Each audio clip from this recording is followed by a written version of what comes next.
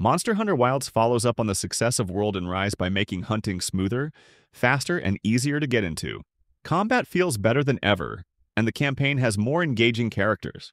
But in making things more accessible, Capcom has also stripped away a lot of the challenge that made past games rewarding.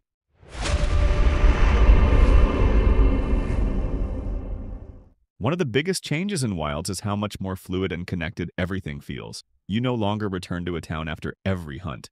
Everything happens out in the field, with seamless transitions between different areas. That means you're always close to the action, whether it's scorching deserts, stormy forests, or icy peaks. The game also introduces dynamic weather cycles that shift over time, though these mostly affect visuals rather than gameplay. Combat is as fun as ever, with every weapon feeling powerful and satisfying to use. Capcom has introduced a new focus mode which lets you target specific monster parts more easily, leading to a system where creating and breaking wounds becomes the core mechanic. You do more damage to wounded areas, and every weapon has a focus strike that instantly breaks them. It's an interesting idea, but since monsters never really push back hard enough, you rarely have to worry about how you approach a fight.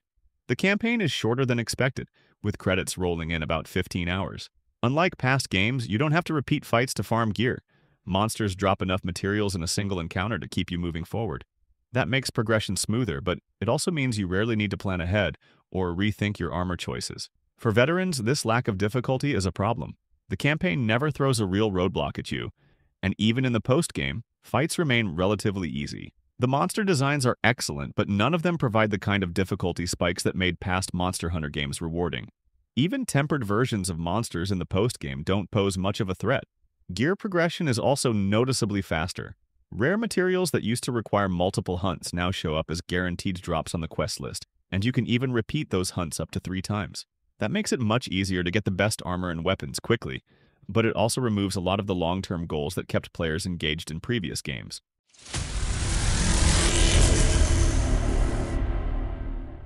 Monster Hunter Wilds makes a lot of smart changes to make the series more accessible, but in doing so, it loses some of what made it rewarding.